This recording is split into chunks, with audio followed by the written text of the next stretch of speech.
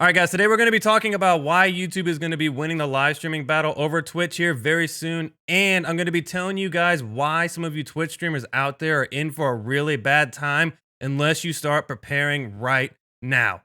Let's get into it. What's going on, guys? My name is Max and welcome back to another video. If this is your first time on my channel, these are the types of videos I make. They're all designed to help you make your YouTube and your live stream work together to create maximum success. So there's been a huge influx of content creators talking about how YouTube is going to be taking over live streaming here in 2021. YouTube has already proven that this is the best platform to be able to get video on demand content. It's also proven that it has the best discoverability for new creators. YouTube already currently has live streaming built into the platform for users to be able to use, but can you honestly look at it and say they put a lot of effort into it? YouTube is very similar to Apple in the sense that they like to roll out features a little slower than other social media platforms. And man, when YouTube decides that they want to bring the hammer down and actually drop a really awesome feature, they do a really good job. Let me give you some examples. Back in September 2020, YouTube unveiled this new feature called YouTube Shorts, and if it's not apparent already, this is a direct competitor to TikTok. And with that being said, it's got the same format. It's the vertical form content as well as the 60 seconds or less. The only major difference is that this actually lives on your YouTube channel instead of going away like TikTok videos. Currently, this is in beta, so you can't actually access the app. That's only available in India, but when that rolls out, it's going to be huge on YouTube. Another feature YouTube came out with a little while ago is something called community posts, and I'm sure you've seen that these are broken on the internet, so to speak. But anyways, this gives you another way to be able to communicate with your viewers on a daily basis that doesn't require you to go live on a live stream or anything. You can just create a question of the day, a poll of the day, or whatever. I give you guys those examples to say this. YouTube has been sitting on the sidelines with live streaming for quite a while, and based on the pattern of history of how they've conducted themselves with other features that they've introduced to the platform, it's only a matter of time before they drop some new live streaming features here very soon. So what do I mean by that? In my opinion, Twitch only beats YouTube in two major categories. The first one being community engagement. Twitch just has so many things for the streamer to be able to use to get the community involved in the stream, such as channel points. I feel like a DJ. Somebody redeem behind the scenes. Oh, here we go. I'm like a DJ, look. God, everything's all screwed up. I think I broke it.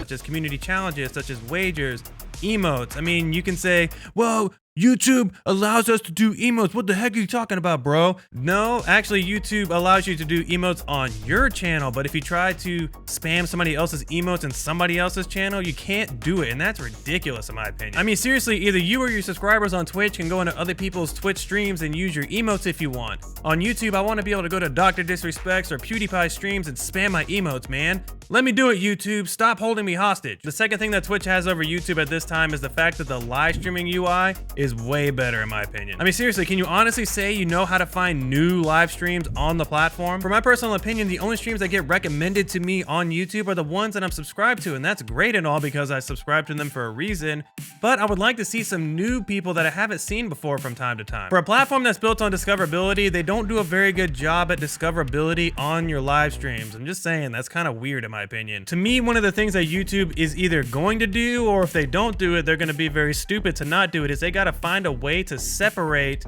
live streaming and VOD content. What I mean by that is when you go search for a Call of Duty gameplay, for example, there should be a way to be able to determine whether it's an actual video you can watch or a live stream you can watch. Also, when you're looking at somebody's YouTube channel, there should be a tab for live streams and there should be a tab for VOD content as well, so that way they don't get mixed up together. All right, so let's encapsulate all that information and set it aside for a second, and let's get back to the topic at hand, and that's why YouTube is going to be taking over Twitch here very soon, and why you as a Twitch streamer need to start preparing right now. I'm going to lay out a scenario for you, but I'm going to ask you a couple of questions first. So YouTube is driven off of VOD content and being discovered on an algorithm, right? And we've all heard the same statement that in order to be found by the YouTube algorithm, so to speak, you need to niche down, aka find a specific topic to talk about, right? So let's say for the sake of argument that you've been actively making YouTube videos and you finally make a break on the algorithm. You start getting a lot of viewers and start gaining views on your videos.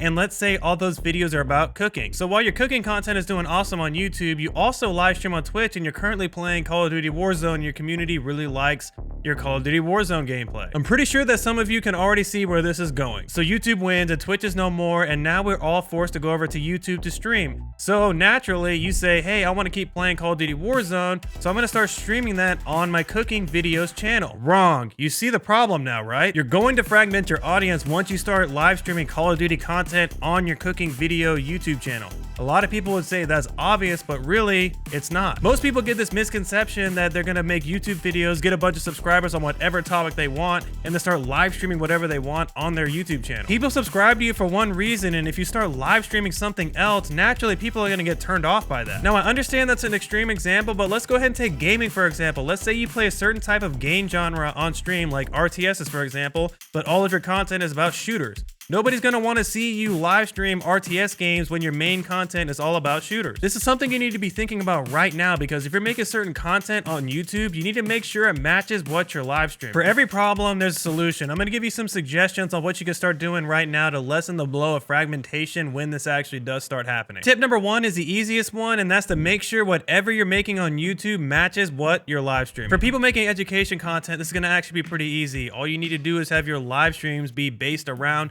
education content. Once you get yourself established on your main channel and you still want to play video games live on your live stream, you can go ahead and make a second YouTube channel that's going to allow you to be able to play gaming stuff, and whatever viewers on your main channel want to watch that will come over there and watch that content. So tip number two is going to be, if you want to make gaming still a part of whatever content you're making on YouTube, so you're going to have to do a really good job at planning your content. Basically, that means this: you're going to have to plan your streams out so that there's segments in your streams where you're talking about whatever content you're making on your YouTube channel in your videos.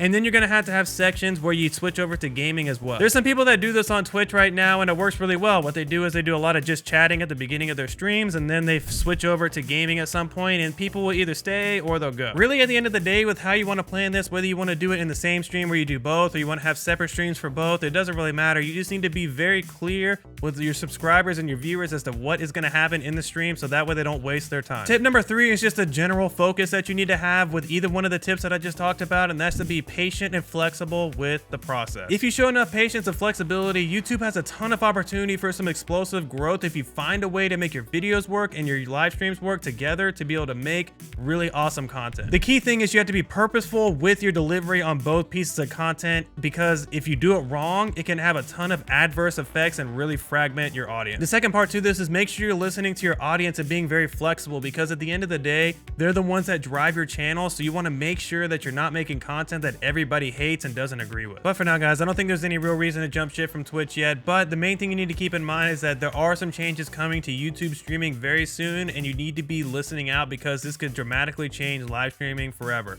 If you guys haven't started a YouTube channel yet and you need help with that, I got plenty of tips right over here in these videos to my left. Anyways, guys, thank you so much, and we'll see you next time.